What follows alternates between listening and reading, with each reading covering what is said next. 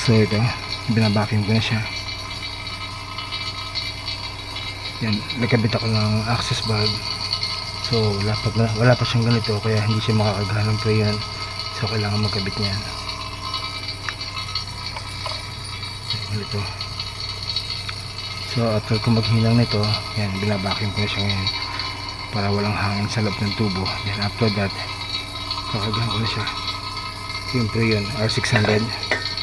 So inverter yan, R600 yung preyon niya. So mamaya okay na to. Mahina ang lamig niya, yun yung problema niya. Mahina ang lamig, hindi siya nakakabuo ng ice. So kaya nakagahan ko siya ng preyon.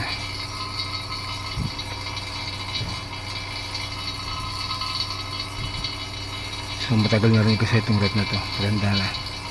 So far wala naman siyang leak dito. Kasi walang oil yan. So palatandaan ng leak dyan, oil. Marami na ako nagagawang ganyan. So dito wala naman. So pinakamalamang nito meron siyang micro leak, just in case dito sa pinaka internal. So kung minsan maliit na leak yan. Kaya lang kung dito na sa sira niya, kailangan palitan ng bagong coil yan. I-recoil siya.